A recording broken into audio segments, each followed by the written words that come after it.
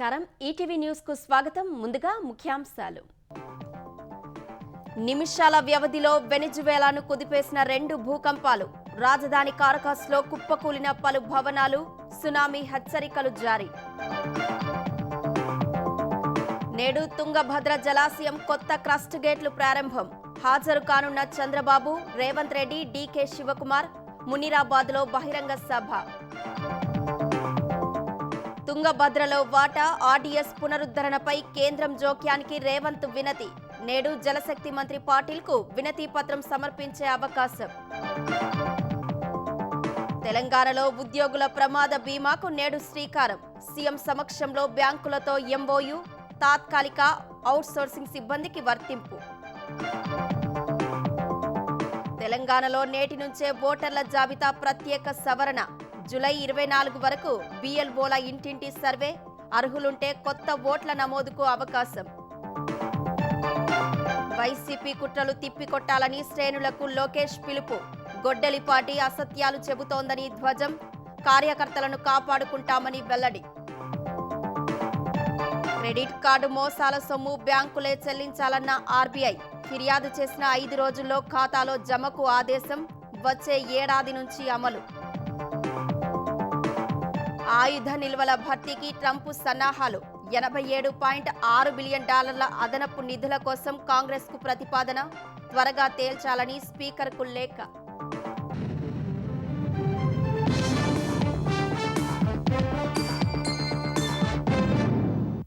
దక్షిణ అమెరికా దేశమైన వెనిజువేలాను నిమిషాల వ్యవధిలోనే 2 భారీ భూకంపాలు వణికించాయి కరేబియన్ తీరంలో ఉన్న మోరాన్ ప్రాంతానికి పశ్చిమంగా మొదటి భూకంపం సంభవించింది రిక్టర్ స్కేల్పై దీని తీవ్రత 7.1గా నమోదైంది భూమికి 13 కిలోమీటర్ల లోతున భూకంప కేంద్రం ఉన్నట్లు గుర్తించారు మొదటి భూకంపం వచ్చిన కొద్ది నిమిషాల వ్యవధిలోనే మోరాన్కు నైరుతి దిశలో 16 కిలోమీటర్ల దూరంలో మరో భారీ భూకంపం సంభవించింది ఇది తొలి భూకంపం కంటే శక్తివంతంగా విరుచుకుపడింది రెండో భూకంపం రిక్టర్ స్కేల్పై 7.5 తీవ్రతతో నమోదైంది భూకంపం దాటికి రాజధాని కారకాస్లో పలు ఇళ్లు బహుళ అంతస్తుల భవనాలు కుప్పకూలాయి ప్రాణభయంతో ప్రజలు బయటకు పరుగులు తీశారు వెనిజువేలాలోని పలు రాష్ట్రాల్లో భూకంపం ప్రభావం కనిపించిందని ఆ దేశ అంతర్గత వ్యవహారాల మంత్రి డియోస్టాడో కబెల్లో తెలిపారు పలువురు గాయపడినట్లు వెల్లడించారు కారకస్లోని అల్టామరా ప్రాంతంలో ఇళ్లు భవనాలు కూలిపోవడంతో పరిస్థితి ఆందోళనకరంగా ఉందన్నారు ఆఫ్టర్ షాక్స్ వచ్చే అవకాశం ఉన్నందున ఇప్పటికే దెబ్బతిన్న భవనాలు మరింత కూలిపోయే ప్రమాదం ఉందని ప్రజలు ఆరుబయటే సురక్షిత ప్రాంతాల్లో ఉండాలని సూచించారు సహాయక చర్యల కోసం వెళ్లే అంబులెన్స్లు ఇతర అత్యవసర వాహనాలకు మార్గం సుగమం చేయాలని అధికారులను మంత్రి ఆదేశించారు వరుస భూకంపాల నేపథ్యంలో ప్యూర్టోరికో వర్జిన్ దీవులకు అధికారులు సునామీ హెచ్చరికలు జారీ చేశారు ఆర్థిక మోసగాల బారిన పడి క్రెడిట్ కార్డులు డిజిటల్ బ్యాంకింగ్ ద్వారా డబ్బులు పోగొట్టుకుంటున్న వినియోగదారులకు భారత రిజర్వ్ బ్యాంకు గొప్ప ఊరటనిచ్చింది మోసాలపై ఫిర్యాదు చేసిన 5 రోజుల్లో సదరు మొత్తాన్ని బ్యాంకులు ఖాతాదారుడికి తిరిగి జమ చేయాలని ఆదేశించింది ఈ మేరకు సవరించిన నిబంధనలు 2027 జనవరి 1 నుంచి అమల్లోకి రానున్నాయి డిజిటల్ లావాదేవీలో ఖాతాదారుల బాధ్యతను పరిమితం చేస్తూ భారతీయ రిజర్వ్ బ్యాంకు సవరించిన నిబంధనల్ని విడుదల చేసింది క్రెడిట్ కార్డు డిజిటల్ లావాదేవీల్లో జరిగే మోసాలకు సంబంధించి ఖాతాదారులపై ఎటువంటి బాధ్యత పడని సందర్భాలపై ఆర్బీఐ స్పష్టతనిచ్చింది బ్యాంకు లోపాలు నిర్లక్ష్యం కారణంగా మోసం జరిగితే ఖాతాదారుడు ఫిర్యాదు చేసినా చేయకపోయినా సరే లావాదేవీని రద్దు చేసి పూర్తి సొమ్మును బ్యాంకే వెనక్కివ్వాలని ఆర్బీఐ తేల్చి చెప్పింది బ్యాంకు లేదా ఖాతాదారుడి తప్పు లేకుండా ఏదైనా థర్డ్ పార్టీ హ్యాకింగ్ వల్ల మోసం జరిగితే ఆ లావాదేవీ జరిగిన 5 క్యాలెండర్ రోజుల్లోపు ఖాతాదారుడు బ్యాంకుకు ఫిర్యాదు చేస్తే వారిపై ఎలాంటి బాధ్యత ఉండదు 5 రోజుల తర్వాత ఫిర్యాదు చేస్తే బ్యాంకు పాలసీ ప్రకారం నిర్ణయం తీసుకోవచ్చని తెలిపింది ఖాతాదారుడు మోసం జరిగిందని ఫిర్యాదు చేసిన తర్వాత మళ్లీ ఆ ఖాతా నుంచి ఎలాంటి అనధికారిక లావాదేవీలు జరిగినా బ్యాంకులే ఆ నష్టాన్ని భరించాలని ఆర్బీఐ స్పష్టం చేసింది బ్యాంకులు మోసపూరిత లావాదేవీ సొమ్మును వెనక్కిచ్చేటప్పుడు అది ఏ రోజైతే జరిగిందో అదే తేదీతో జమ చేయాలని పేర్కొంది దీనివల్ల ఖాతాదారుడు ఎటువంటి వడ్డీ నష్టాన్ని లేదా అదనపు వడ్డీ ఛార్జీల భారాన్ని గానీ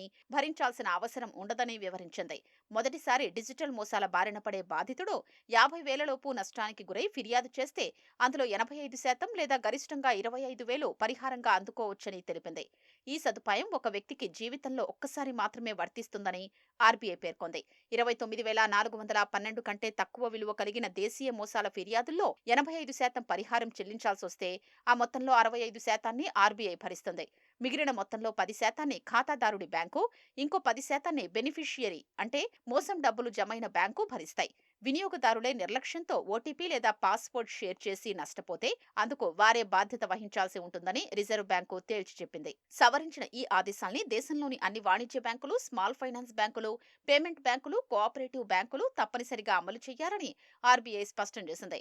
బ్యాంకులు తమ ఖాతాదారులు చేసే ప్రతి ₹500 అంతకు మించిన ఎలక్ట్రానిక్ బ్యాంకింగ్ లావాదేవీలకు సంబంధించి తప్పనిసరిగా తక్షణ ఎస్ఎంఎస్ అలర్టును పంపారని ఆర్బీఐ పేర్కొంది. 500 లోపు లావాదేవీలకు సందేశాలు పంపడంపై బ్యాంకులు తమ అంతర్గత పాలసీ ప్రకారం నిర్ణయం తీసుకోవచ్చని వెల్లడించింది. కానీ వీటి కోసం ఖాతాదారుల నుంచి ఎటువంటి ఛార్జీలు వసూలు చేయకూడదని తెలిపింది. తుంగభద్ర ప్రాజెక్టు కొత్త గేట్లతో ముస్తాబైంది. కర్ణాటక, ఆంధ్రప్రదేశ్, తెలంగాణ రాష్ట్రాల జీవనాడిగా పేరు పొందిన తుంగభద్ర జలాశయం 33 స్పిల్వే గేట్లను 3 రాష్ట్రాల సీఎంలు నేడు ప్రారంభించనున్నారు. కేంద్ర మంత్రి సిఆర్ పాటిల్తో కలిసి నదీ జలాల సమస్యలపై ముఖ్యమంత్రులు చర్చలు జరిపే అవకాశాలు ఉన్నట్లు సమాచారం. తుంగభద్ర జలాశయం 33 స్పిల్వే గేట్లను నేడు ప్రారంభించనున్నారు. ఈ కార్యక్రమానికి కేంద్ర జలశక్తి మంత్రి సిఆర్ పాటిల్, ఆంధ్రప్రదేశ్, తెలంగాణ, కర్ణాటక ముఖ్యమంత్రులు చంద్రబాబు, రేవంత్ రెడ్డి, డీకే శివకుమార్ హాజరు కానున్నారు. ఈ ఉదయం 10:30 గంటలకు తుంగభద్ర జలాశయం వద్దకు చేరుకోనున్న ముగ్గురు సీఎంలు కేంద్ర మంత్రి 18వ స్పిల్వే గేటు వద్ద ఏర్పాటు చేసిన వేదిక నుంచి గేట్లను ప్రారంభిస్తారు. 2024 ఆగస్టులో వరద ప్రవాహానికి తుంగభద్ర జలాశయం 19వ గేటు కొట్టుకుపోయింది. అప్పటికప్పుడు నీటి వృధాను అడ్డుకునేందుకు స్టాప్ లాక్ గేటును అమర్చారు. క్రస్ట్ గేట్లన్నీ మార్చాలని నేషనల్ డ్యామ్ సేఫ్టీ అథారిటీ నివేదిక ఇవ్వడంతో 51 కోట్ల వ్యయంతో 6 నెలల్లో కొత్త గేట్లను అమర్చారు. గేట్లు ప్రారంభించిన తర్వాత మునీరాబాద్ లో జరిగే సభలో ముగ్గురు ముఖ్యమంత్రులు పాల్గొంటారు. కర్ణాటక వేదికగా కేంద్ర మంత్రి సిఆర్ పాటిల్తో పాటు ముగ్గురు ముఖ్యమంత్రుల సమావేశం జరిగే అవకాశం ఉంది. నదీ జలాలకు సంబంధించిన పలు అంశాలు అక్కడ చర్చకొచ్చే అవకాశం ఉంది. ఆర్డీఎస్ ఆధునీకరణ పనులు చేపట్టాలని, తుంగభద్ర జలాల్లో తెలంగాణకు దక్కాల్సిన వాటా పూర్తి సామర్థ్యం మేరకు వచ్చేలా చర్యలు తీసుకోవాలని సీఎం రేవంత్ రెడ్డి కోరనున్నారు. సీఎం రేవంత్ రెడ్డితో పాటు తెలంగాణ నీటిపారుదల శాఖ మంత్రి ఉత్తమ్ కుమార్ రెడ్డి, ఆ శాఖ ఉన్నతాధికారులు కూడా కర్ణాటక వెళ్లనున్నారు. తుంగభద్ర నుంచి తెలంగాణకు రావాల్సిన నికర వాటా జలాల వినియోగానికి భాగస్వామ్య రాష్ట్రాలతో సమన్వయానికి కేంద్రం జోక్యం చేసుకోవాలని ముఖ్యమంత్రి రేవంత్ రెడ్డి కోరారు. 3 రాష్ట్రాల భాగస్వామ్యం ఉన్నందున కేంద్ర జలసంఘం ఆధ్వర్యంలో తుంగభద్ర బోర్డును పటిష్టం చేయాలని విజ్ఞప్తి చేశారు. ఆర్డీఎస్ ఆధునీకరణ పనులను తక్షణమే చేపట్టేలా చూడాలని కేంద్ర మంత్రి సమక్షంలో జరగనున్న సీఎంల సమావేశంలో ప్రధానంగా ప్రస్తావించాలని రేవంత్ నిర్ణయించారు. తుంగభద్ర ప్రాజెక్టు, ఆర్డీఎస్, అంతర్రాష్ట్ర నదీ జల వివాదాలపై ముఖ్యమంత్రి రేవంత్ రెడ్డి ఉన్నత స్థాయి సమీక్ష నిర్వహించారు. హైదరాబాద్ జలసౌధలో జరిగిన సమావేశంలో మంత్రులు ఉత్తమ్ కుమార్ రెడ్డి, జూపల్లి కృష్ణారావు, నీటిపారుదల శాఖ ఉన్నతాధికారులు, ఇంజనీర్లు పాల్గొన్నారు. ఆర్డీఎస్ కాలువకు తగినంత నీరు చేరకపోవడానికి గల ప్రధాన కారణాలపై చర్చించారు. కాలువ హెడ్ రెగ్యులేటర్ వద్ద భారీగా సిల్ట్ పేరుకుపోవడం, నదీ ప్రవాహ మార్గంలో వచ్చిన మార్పులు, నిర్మాణాత్మక అవరోధాలు కాలువలోకి నీటి ప్రవాహాన్ని తీవ్రంగా ప్రభావితం చేస్తున్నాయని అధికారులు వివరించారు. తుమ్మిళ్ల ఎత్తిపోతల పథకం పురోగతి పైన చర్చ జరిగింది. ఆర్డీఎస్ వ్యవస్థకు కనీసం వచ్చే 15 నుంచి 20 సంవత్సరాల అవసరాల్ని తీర్చగల శాశ్వత పరిష్కారాలపై చర్చించారు. డ్రెడ్జింగ్, కాలువ హెడ్ రెగ్యులేటర్ అభివృద్ధి పనులు, ఆధునీకరణ, ప్రత్యామ్నాయ ఎత్తిపోతల పథకాలు, అంతర్రాష్ట్ర సమన్వయ వ్యవస్థలు సహా అన్ని ప్రత్యామ్నాయాలపై సమగ్ర ప్రణాళిక రూపొందించాలని అధికారుల్ని సీఎం ఆదేశించారు. తెలంగాణ ప్రయోజనాలు కాపాడుతూ తుంగభద్ర పరివాహక ప్రాంతంలో నీటి నిర్వహణను మెరుగుపరిచే దిశగా కర్ణాటక, ఆంధ్రప్రదేశ్ రాష్ట్రాలు కేంద్ర ప్రభుత్వంతో చర్చలకు అవసరమైన ప్రాథమిక ఏర్పాట్లు చేయాలని అధికారులకు సూచించారు. తుంగభద్ర నుంచి తెలంగాణకు రావాల్సిన నికర వాటా జలాల వినియోగానికి భాగస్వామ్య రాష్ట్రాలతో సమన్వయ సాధనకు కేంద్ర ప్రభుత్వం జోక్యం చేసుకోవాలని సీఎం విజ్ఞప్తి చేశారు. తుంగభద్ర డ్యాం నదీ ప్రవాహం నుంచి తెలంగాణకు హక్కుగా 15.9 టీఎంసీల నీరు రావాల్సి ఉందని, ఇప్పుడు 5-6 టీఎంసీలకు మించి రావడం లేదని ఆందోళన వ్యక్తం చేశారు. 3 రాష్ట్రాల భాగస్వామ్యం ఉన్నందున కేంద్ర జలసంఘం ఆధ్వర్యంలో తెలంగాణ, ఏపీ, కర్ణాటక వాటాల సమర్థ వినియోగానికి తుంగభద్ర బోర్డును పటిష్టం చేయాలని సీఎం కోరారు. ఆర్డీఎస్ ఆనకట్ట ప్రమాదకరంగా మారిందని, భద్రత దృష్ట్యా చేపట్టాల్సిన పనుల్ని అత్యవసరంగా గుర్తించాలని విజ్ఞప్తి చేశారు. ఆర్డీఎస్ ఆధునికీకరణకు తెలంగాణ ప్రభుత్వం ఇప్పటికే 59 కోట్లు డిపాజిట్ చేసిందని, పనులు ఇప్పటికీ పూర్తి కాలేదని రేవంత్ రెడ్డి అన్నారు. మొదటి 2 ప్యాకేజీల పనులు ఇప్పటికీ చేపట్టలేదని, 3, 4 ప్యాకేజీల పనులు పూర్తయ్యాయని అధికారులు వివరించారు. నిలిచిపోయిన మొదటి 2 ప్యాకేజీల పనులు వెంటనే చేపట్టాలని కేంద్ర జలశక్తి మంత్రి ఆధ్వర్యంలో ముగ్గురు సీఎంల జరిగే సమావేశంలో ప్రధానంగా ప్రస్తావించాలని నిర్ణయించారు. 2004లో నిపుణుల కమిటీ సూచనల మేరకు ఆర్డీఎస్ లో పూడిక తీసేందుకు వెంటనే వెంటనే చర్యలు చేపట్టాలని కేంద్రాన్ని కోరనున్నారు. పూడిక పేరుకున్న భూభాగం కర్ణాటకలో ఉండడంతో ఆ రాష్ట్ర సహకారం కోరాలని నిర్ణయం తీసుకున్నారు. పూడికతీతతో పాటు 2004లో నిపుణుల కమిటీ ఇచ్చిన సూచనలు అమలు చేయాలని, కేంద్రానికి వినతి పత్రం అందించాలని ముఖ్యమంత్రి సూచించారు. అప్పటి నివేదికకు ఇప్పుడున్న వాస్తవ పరిస్థితిని విశ్లేషించుకుని పూర్తి వివరాలతో నివేదికను తయారు చేయాలని అధికారుల్ని ఆదేశించారు. తుంగభద్ర ఎత్తిపోతల పథకంలో భాగంగా సాధ్యమైనంత నీటిని వినియోగించుకునే ప్రత్యామ్నాయాలు పరిశీలించాలని సీఎం చెప్పారు. తుమ్మిళ్ల నుంచి నీటిని వినియోగించుకునేందుకు కీలకమైన మల్లమ్మకుంట బ్యాలెన్సింగ్ రిజర్వాయర్ సామర్థ్యాన్ని 5 నుంచి 6 టీఎంసీలకు పెంచాలని, అవసరమైతే అదనపు భూసేకరణ చేపట్టే అంశం పరిశీలించాలన్నారు. ఆర్డీఎస్ ఆయకట్టుపై ఆధారపడిన రైతుల ప్రయోజనాల పరిరక్షణకు తెలంగాణ ప్రభుత్వం కట్టుబడి ఉందని మంత్రి ఉత్తమ్ కుమార్ రెడ్డి స్పష్టం చేశారు. కేవలం కాగితాలపై నీటి కేటాయింపులు ఉండడం సరిపోదని, కేటాయించిన నీరు రైతుల పొలాలకు చేరేలా చూడటమే ప్రభుత్వ లక్ష్యమని చెప్పారు. తెలంగాణలో ఓటర్ల జాబితా ప్రత్యేక సమగ్ర సవరణ ఎస్ఐఆర్ నేడు ప్రారంభం కానుంది. నేటి నుంచి వచ్చే నెల 24 వరకు ఇంటింటి ఎన్యూమరేషన్ జరగనుంది. బూత్ లెవెల్ అధికారులు ఇళ్లకు వెళ్లి ప్రస్తుత ఓటరు జాబితాలో పేరున్న వారందరికీ ఎన్యూమరేషన్ ఫారాలు ఇవ్వనున్నారు. ఓటరు జాబితాలో ఉన్న వివరాలు, స్థానిక BLO పేరు, ఫోన్ నెంబర్ ఆ ఫారంలో ముద్రించి ఉంటాయి. ఓటరు పేరు, గుర్తింపు కార్డు నెంబర్, అడ్రస్, పోలింగ్ కేంద్రం వివరాలు, ఫోటో కూడా ఉంటుంది. ఫారంలో మళ్లీ పేరు, పుట్టిన తేదీ, ఫోన్ నెంబర్ తదితర వివరాలు నింపాలి. 2002లో జరిగిన ఎస్ఐఆర్ జాబితాలో తమ పేరు లేదా బంధువుల వివరాలు ఉన్నట్లయితే వాటిని కూడా ఫారంలో నింపాలి. ఫారంలో ఉన్న వివరాలను నింపి వచ్చే నెల 24 లోపు BLOలకు అందజేయాలి. కొత్తగా ఓటు నమోదు చేసుకోవాలనుకుంటే BLO నుంచి ఫారం 6 తీసుకొని నింపాల్సి ఉంటుంది. ఎన్యూమరేషన్ ఫారంను ఆన్లైన్లో కూడా సమర్పించవచ్చని అధికారులు వెల్లడించారు. ఫారంలో వివరాలు పరిశీలించి జూలై 31న ముసాయిదా ఓటర్ల జాబితాను ప్రచురిస్తారు. అభ్యంతరాల పరిశీలన తర్వాత అక్టోబర్ 1న ఓటర్ల తుది జాబితాను ఎన్నికల సంఘం ప్రకటించనుంది.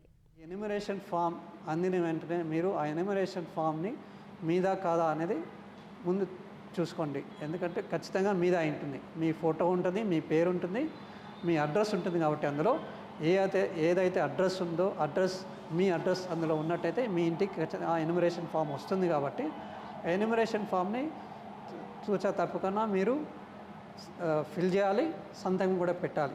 మీరు 2002లో ఓటర్ కాని పక్షంలో మీరు మీ తల్లిదండ్రులు వాళ్ళ యొక్క డీటెయిల్స్ ఫిల్ చేయాల్సి వస్తుంది. ఫిల్ చేసి మీరు సంతకం పెట్టి ఇవ్వాల్సి వస్తుంది. మీ ఎన్యూమరేషన్ ఫామ్స్ ఫిల్ చేసి ఇచ్చిన తర్వాత డ్రాఫ్ట్ డిక్లరేషన్ అనేది మీ పేరు అందులో డ్రాఫ్ట్లోకి వస్తుంది. డ్రాఫ్ట్లోకి వచ్చిన తర్వాత మీకు నోటీస్ అనేది ఇవ్వడం జరుగుతుంది. నోటీస్ ఇచ్చినప్పుడు మీరు మీ దగ్గర ఉన్న ప్రమాణ పత్రాలు ఏవైతే ఉన్నాయో 12లో ఏదో ఒకటి మీరు సమర్పించుకొని మీ యొక్క ఐడెంటిటీని ప్రూవ్ చేసుకుంటారు. కాబట్టి మీ ఓటు ఖచ్చితంగా అక్కడే ఉండడం జరుగుతుంది. కాంగ్రెస్ వైఫల్యాలను ప్రజల్లో ఎండగట్టేందుకు పార్టీ శ్రేణులు కదం తొక్కాలని బీఆర్ఎస్ కార్యనిర్వాహక అధ్యక్షుడు కేటీఆర్ పిలుపునిచ్చారు. మాజీ మంత్రి గంగుల కమలాకర్ నివాసంలో జరిగిన కరీంనగర్ జిల్లా ఎమ్మెల్యేలు, మాజీ ఎమ్మెల్యేల సమావేశంలో ఆయన పాల్గొన్నారు. రేవంత్ రెడ్డి సర్కార్ 2.5 ఏళ్ల పరిపాలన తర్వాత ప్రజలంతా ఇప్పుడు కేసీఆర్ వైపు చూస్తున్నారని ఆయన చెప్పారు. నియోజకవర్గాల వారీగా పార్టీ క్షేత్రస్థాయి వివరాలను తెలుసుకున్న కేటీఆర్ పార్టీ సభ్యత్వ నమోదు, ఎస్ఐఆర్ కార్యక్రమాలపై ఆరా తీశారు. సింగరేణిపై బీజేపీ, కాంగ్రెస్ చేస్తున్న కుట్రలు, అవినీతిని ఎక్కడికక్కడ ప్రజలు, కార్మికులకు వివరించాలని సూచించారు. కేవలం గ్రామస్థాయి పార్టీ కార్యాచరణ కాకుండా బూత్ల వారీగా బీఆర్ఎస్ను బలోపేతం చేసుకుంటూ ముందుకు పోవాలని కేటీఆర్ దిశానిర్దేశం చేశారు. కరీంనగర్లో కాళేశ్వరం ప్రాజెక్టు అందించిన ఫలాలను ప్రజలకు గుర్తు చేయాల్సిన అవసరం ఉందన్నారు. కరువు వచ్చినప్పుడే ప్రాజెక్టు విలువ తెలుస్తుందని, గతంలో చెప్పిన మాటలు నిజమవుతున్నాయని కేటీఆర్ అన్నారు. గొడ్డలిపాటి ఫేక్ ప్రచారాన్ని తిప్పికొట్టాలని తెలుగుదేశం జాతీయ కార్యనిర్వాహక అధ్యక్షుడు లోకేష్ పిలుపునిచ్చారు.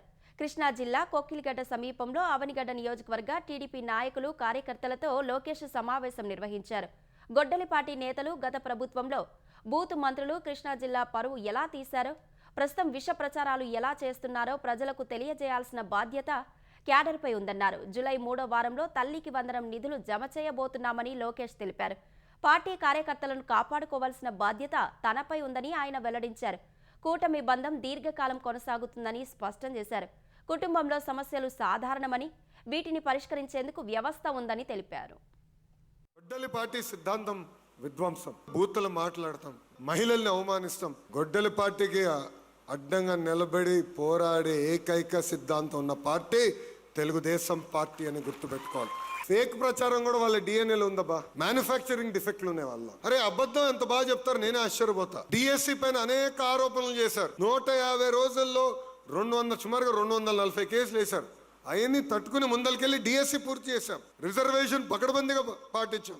రాష్ట్ర స్థాయిలోనే అంత అబద్ధాలు చెప్తున్నారంటే గ్రామాల్లో ఇంకెట్లా చెప్తారో ఒక్కసారి ఆలోచించాలి. నియోజకవర్గంలో వాళ్ళు చెప్తున్న అబద్ధాలని తిప్పికొట్టాల్సిన బాధ్యత. జన సైనికులను నాయకులుగా తీర్చిదిద్దేలా పార్టీ నిర్మాణం జరుగుతోందని జనసేన అధ్యక్షుడు ఉప ముఖ్యమంత్రి పవన్ కళ్యాణ్ వెల్లడించారు. పార్టీని మరింత బలోపేతం చేసి భవిష్యత్తు నాయకత్వాన్ని తీర్చిదిద్దే లక్ష్యంతో జనసేన నిర్మాణ సారథుల సమాచార సేకరణ కమిటీలను ఏర్పాటు చేస్తున్నట్లు ప్రకటించారు. ప్రతి లోక్సభ నియోజకవర్గానికి ఒక సీనియర్ పరిశీలకుడిని నియమిస్తున్నట్లు చెప్పారు. స్థానిక అంశాలపై అవగాహన కలిగిన 3 నేతలు, సభ్యత్వ నమోదులో పాల్గొన్న 3 సాధకులు కమిటీలో ఉంటారని తెలిపారు. 25 లోక్సభ నియోజకవర్గాల పరిధిలో పార్టీ కోసం అంకిత భావంతో కష్టపడిన వారి సమాచారాన్ని ఈ కమిటీ సేకరించనుంది. వీటిని పరిశీలించి పార్టీ బాధ్యతల కేటాయింపుపై నిర్ణయం తీసుకుంటానని పవన్ వెల్లడించారు. 2014 నుంచి పార్టీ జెండా మోస్తున్న జన సైనికులను లీడర్లుగా తీర్చిదిద్దేలా పార్టీ నిర్మాణం ఉంటుందని స్పష్టం చేశారు. జన సైనికుల్లోని నాయకత్వ లక్షణాలు, నైపుణ్యం, అంకిత భావాన్ని గుర్తించి వారికి అవకాశాలు కల్పించడమే ఈ కార్యక్రమం ప్రధాన ఉద్దేశమన్నారు. ఉద్యోగులు, పెన్షనర్ల ప్రమాద బీమా పథకానికి తెలంగాణ సర్కార్ నేడు శ్రీకారం చుట్టనుంది. రెగ్యులర్ ఉద్యోగులతో పాటు బ్యాంకుల ద్వారా జీతాలు పొందుతున్న కాంట్రాక్ట్, అవుట్సోర్సింగ్, ఇతర తాత్కాలిక ఉద్యోగులకు కూడా పథకాన్ని అమలు చేయాలని నిర్ణయించింది. ఈ మేరకు ఇవాళ 14 బ్యాంకులతో ప్రభుత్వం ఎంఓయూలు కుదుర్చుకోనుంది. రవీంద్ర భారతిలో సాయంత్రం 4 గంటలకు ముఖ్యమంత్రి రేవంత్ రెడ్డి సమక్షంలో ఒప్పందాలు జరగనున్నాయి. బ్యాంకులు రెగ్యులర్ ఉద్యోగులకు వారి వేతనాన్ని బట్టి 1 కోటి నుంచి 1.5 కోటి రూపాయల వరకు ప్రమాద బీమా సదుపాయం కల్పించేందుకు ముందుకొచ్చాయి. కొన్ని బ్యాంకులు విమాన ప్రమాద బీమాను 3 కోట్ల వరకు ఇచ్చేందుకు అంగీకరించాయి. కాంట్రాక్ట్, ఇతర తాత్కాలిక ఉద్యోగులకు వారి వేతనాల ప్రకారం 30 లక్షల నుంచి 1.5 కోటి రూపాయల వరకు బీమా అందనుంది. శాశ్వత సంపూర్ణ వైకల్యం, శాశ్వత పాక్షిక వైకల్యానికి కూడా బీమా కల్పించేలా ఎంఓయూలను సిద్ధం చేశారు. ఈ పథకంలో ప్రీమియం కోసం ఉద్యోగులు, పెన్షనర్లు 1 రూపాయి కూడా చెల్లించాల్సిన అవసరం లేదని ప్రభుత్వం చెబుతోంది. సింగరేణి, ట్రాన్స్కో ఉద్యోగులకు ఇప్పటికే ప్రమాద బీమా పథకం అమలవుతోంది. ఉద్యోగులు, పెన్షనర్ల ప్రమాద బీమా పథకంపై తెలంగాణ గెజిటెడ్ అధికారుల సంఘం హర్షం వ్యక్తం చేసింది. మాదక ద్రవ్యాల రహిత తెలంగాణ లక్ష్యంగా ప్రభుత్వం అడుగులు వేస్తోందని సంక్షేమ శాఖ మంత్రి అడ్లూరి లక్ష్మణ్ కుమార్ తెలిపారు. నిన్న లోక్ భవన్లో ఆయన గవర్నర్ శివప్రతాప్ శుక్లాతో మర్యాదపూర్వకంగా భేటీ అయ్యారు. నషా ముక్త్ భారత్ అభియాన్ అమలు, ఈ నెల 26న నిర్వహించనున్న అంతర్జాతీయ మాదక ద్రవ్యాల దుర్వినియోగం, అక్రమ రవాణా నిరోధక దినోత్సవం సందర్భంగా చేపట్టే అవగాహన కార్యక్రమాలను గవర్నర్కు వివరించారు. మంత్రి ఆహ్వానం మేరకు జూలై 2న వరంగల్లో జరిగే ప్రత్యేక కార్యక్రమంలో పాల్గొనేందుకు గవర్నర్ సానుకూలంగా స్పందించారు. ఈ భేటీలో డ్రగ్స్ నిర్మూలనతో పాటు వృద్ధుల సంక్షేమం, దివ్యాంగులు, ట్రాన్స్జెండర్ల సాధికారతపై చర్చించారు. బలహీన వర్గాల కోసం ప్రభుత్వం తీసుకుంటున్న చర్యలను గవర్నర్ అభినందించారు. హైదరాబాద్ రాయదుర్గంలోని భూముల వేలంపై తెలంగాణ ప్రభుత్వం, స్టేట్ బ్యాంక్ ఆఫ్ ఇండియా మధ్య వివాదం కొలిక్కి వస్తోంది. పరస్పరం ఘర్షణ ధోరణితో వెళ్లకుండా సమస్యను సామరస్యంగా పరిష్కరించుకోవాలని నిర్ణయానికి వచ్చినట్లు తెలుస్తోంది. రాయదుర్గం భూమి విలువకు సమానమైన స్థలాన్ని మరో చోట ఇస్తామని ప్రభుత్వం ప్రతిపాదించగా ఎస్బీఐ అంగీకరించినట్లు సమాచారం. ప్రభుత్వం సూచించిన భూములను ఎస్బీఐ అధికారులు పరిశీలిస్తున్నట్లు తెలుస్తోంది. హైదరాబాద్ నాలెడ్జ్ సిటీలో 5 ఎకరాలను టీజీఐఐసీ ఈ నెల 1న వేలం వేసింది. వేలంలో ఎకరానికి 204 కోట్ల రూపాయల ధర పలికి ప్రభుత్వానికి దాదాపు 1038 కోట్ల రూపాయల ఆదాయం వచ్చింది. అయితే సదరు భూమిని వేలం వేయడాన్ని సవాల్ చేస్తూ ఎస్బీఐ హైకోర్టులో పిటిషన్ వేసింది. 2010లో ప్రభుత్వానికి 13.33 కోట్ల చెల్లించి ఆ భూమిని కొనుగోలు చేశామని తెలిపింది. భూమిని కేటాయింపు ఉద్దేశానికి అనుగుణంగా ఎస్బీఐ వినియోగించనందున రద్దు చేసి వేలం వేశామని టీజీఐఐసీ వాదించింది. వేలానికి ముందే ఈ వివాదంపై ఎస్బీఐతో టీజీఐఐసీ అధికారులు చర్చలు జరిపారు.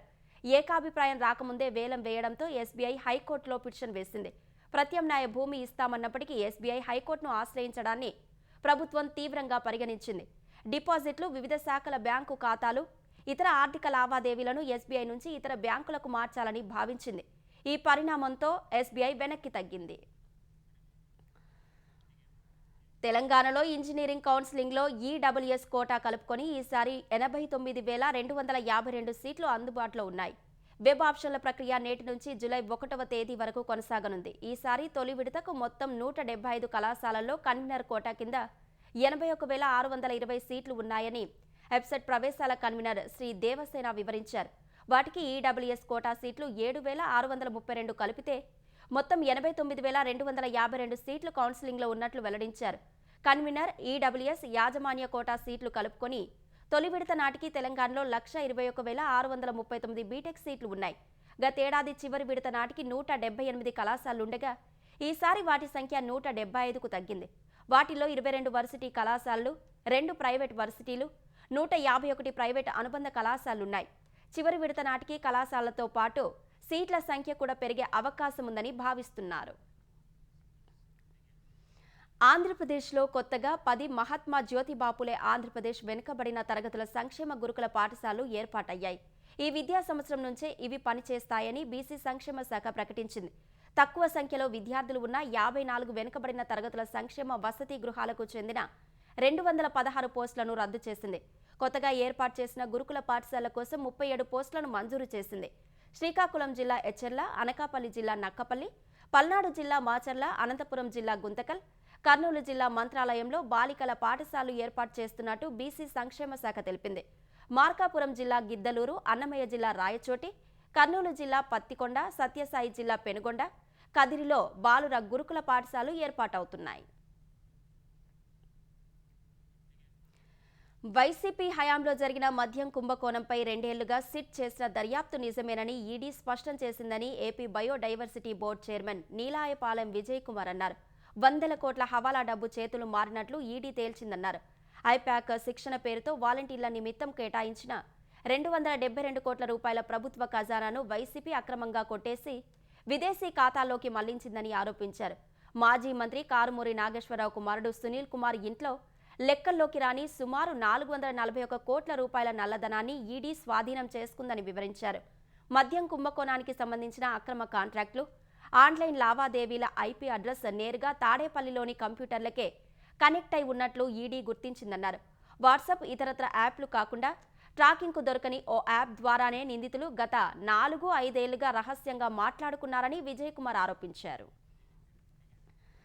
తెలుగుదేశం నేతలు నేటి నుంచి చేపట్టనున్న ఇంటింటి ప్రచార కార్యక్రమం వాయిదా పడింది. ప్రభుత్వ 2 ఏళ్ల పాలనా విజయాలపై 40 రోజుల పాటు నిర్వహించ తలపెట్టిన కార్యక్రమాన్ని కొద్ది రోజులు వాయిదా వేయాలని అధినేత చంద్రబాబు ఆదేశించారు. ఆంధ్రప్రదేశ్లో ఎస్ఐఆర్ ప్రక్రియ నడుస్తున్నందున ప్రచార కార్యక్రమం వాయిదా వేశామని తెలుగుదేశం ఏపీ అధ్యక్షుడు పల్లా శ్రీనివాసరావు వెల్లడించారు. తదుపరి ప్రారంభ తేదీ త్వరలోనే ప్రకటిస్తామన్నారు. హైదరాబాద్ గోల్కొండలోని మైనారిటీ బాలికల వసతి గృహంలో ఒక విద్యార్థిని గర్భం దాల్చి శిశువును భవనం నుంచి పడేసిన దారుణం ఆలస్యంగా వెలుగులోకి వచ్చింది. ఈ ఘటనలో నవజాత శిశువు మృతి చెందినట్లు పోలీసులు తెలిపారు. 18 ఏళ్ల ఇంటర్ ద్వితీయ సంవత్సరం విద్యార్థిని మేనబావతో సన్నిహితంగా మెలుగుతూ కొన్ని నెలల క్రితమే గర్భం దాల్చింది. ఈ విషయం చెప్పినా అతను నిర్లక్ష్యంగా వ్యవహరించినట్లు విచారణలో తేలింది. గర్భధారణ లక్షణాలు బయట పడకపోవడంతో హాస్టల్లో విద్యార్థిని పరిస్థితి ఎవరూ గుర్తించలేకపోయారు. సోమవారం విద్యార్థిని బాత్రూంలో మగబిడ్డకు జన్మనిచ్చింది. బిడ్డ ఏడుపు ఎవరికి వినిపించకుండా శిశువు ముక్కు, నోరును విద్యార్థిని మూసివేసింది. దీంతో ఊపిరాడక శిశువు మృతి చెందినట్లు పోలీసులు తెలిపారు. అనంతరం మృతదేహాన్ని వసతి గృహం 3వ అంతస్తు నుంచి పక్కనే ఉన్న ఈఎస్ఐ డిస్పెన్సరీలోకి విసిరేసినట్లు చెప్పారు. సీసీటీవీ ఫుటేజ్, రక్తపు మరకలు, బాత్రూంలో దొరికిన ఆధారాలతో దర్యాప్తు చేయగా అసలు నిజం బయటపడిందని పోలీసులు వెల్లడించారు. ప్రస్తుతం విద్యార్థిని నీలోఫర్ ఆసుపత్రిలో చికిత్స పొందుతోంది. గర్భానికి కారకుడైన మేనబావ కోసం పోలీసులు గాలిస్తున్నారు. ఇరాన్తో యుద్ధం ముగిసిన తర్వాత తరిగిపోయిన ఆయుధ నిల్వలను తిరిగి భర్తీ చేసేందుకు వైట్ హౌస్ సన్నద్ధమైంది. ఇందులో భాగంగా $87.6 బిలియన్ అదనపు నిధులను మంజూరు చేయాలని కోరుతూ అమెరికా కాంగ్రెస్కు శ్వేత సౌధం ప్రతిపాదన పంపింది. Office of management and budget ద్వారా ఈ ప్రతిపాదన చట్టసభకు చేరుకుంది. ఇరాన్పై సైనిక చర్యను నిరోధించే తీర్మానానికి అనుకూలంగా ఓటు వేసిన రిపబ్లికన్ సెనేటర్లపై అధ్యక్షుడు ట్రంప్ విరుచుకుపడిన కొన్ని గంటలకే కాంగ్రెస్కు ఈ అభ్యర్థన చేరడం ప్రాధాన్యం సంతరించుకుంది. శ్వేత సౌధం కోరిన నిధుల్లో సింహభాగం ఆపరేషన్ ఎపిక్ ప్యూరీ కోసమే ఉద్దేశించినప్పటికీ ఇతర అత్యవసరాల కోసం కూడా ఈ నిధులు కేటాయించనున్నారు. అందులో అమెరికన్ రైతులకు ఆర్థిక సాయం, ఆఫ్రికాలో ఎబోలా సంక్షోభ నివారణకు చేయూత, వాషింగ్టన్ డీసీలో పునరుద్ధరణ ప్రాజెక్టులు వంటి అవసరాలు ఉన్నాయి. ఈ ప్రతిపాదనపై అమెరికా కాంగ్రెస్ వీలైనంత త్వరగా చర్యలు తీసుకోవాలని OMB డైరెక్టర్ హౌస్ స్పీకర్కు లేఖ రాశారు. డిజిటల్ వేదికలను దుర్వినియోగం చేస్తూ ప్రజలను మోసం చేస్తున్న ఘటనలపై ప్రధాని నరేంద్ర మోదీ ఆందోళన వ్యక్తం చేశారు. ఇటువంటి వ్యవహారాల్లో సంబంధిత సంస్థలన్నీ సమన్వయంతో నిర్ణీత కాల పరిమితిలోగా స్పందించాల్సిన అవసరం ఉందని చెప్పారు. సైబర్ నేరాలు, డిజిటల్ అరెస్టు మోసాలకు సంబంధించిన ఫిర్యాదులపై మోదీ సమీక్ష నిర్వహించారు. సైబర్ మోసాల కేసులో తక్షణ స్పందన కోసం రాష్ట్రాలు E0 FIR విధానాలను అందుబాటులోకి తెచ్చేలా కృషి చేయాలని ఆయన సూచించారు. 4 రాష్ట్రాలకు చెందిన 30,000 కోట్ల వ్యయంతో చేపట్టిన రోడ్డు, విద్యుత్, పారిశ్రామిక కారిడార్, మెట్రో రైలు రంగాల్లోని 4 కీలకమైన మౌలిక సదుపాయాల ప్రాజెక్టులపై ప్రధాని సమీక్షించారు. ప్రగతి 52వ సమావేశంలో ప్రధాని ఈ సమీక్షలు నిర్వహించారు. మౌలిక సదుపాయాల ప్రాజెక్టుల సమర్థవంతమైన ప్రణాళిక, సకాలంలో అమలు కోసం పీఎం గతిశక్తి జాతీయ మాస్టర్ ప్లాన్ను ఉపయోగించుకోవాలని ప్రధాని సూచించారు.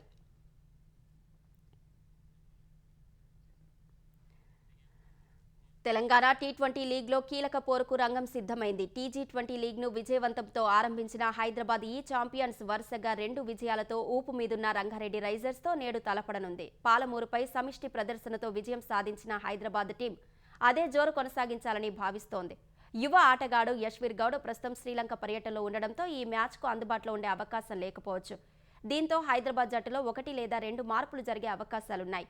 మిడిల్ ఓవర్స్లో పరుగుల ప్రవాహాన్ని కొనసాగించగల బ్యాటర్ లేదా అదనపు ఆల్రౌండర్ను తుది జట్టులోకి తీసుకునే అవకాశాలను టీం మేనేజ్మెంట్ పరిశీలిస్తోంది. మరోవైపు వరుసగా 2 విజయాలతో దూసుకు వెళ్తున్న రంగారెడ్డి రైజర్స్ హ్యాట్రిక్ విజయం సాధించాలని పట్టుదలతో ఉంది. పాయింట్ల పట్టికలో అగ్రస్థానంపై కన్నేసిన ఇరు జట్లు గెలిపే లక్ష్యంగా బరిలోకి దిగుతుండటంతో మ్యాచ్పై సర్వత్రా ఆసక్తి నెలకొంది.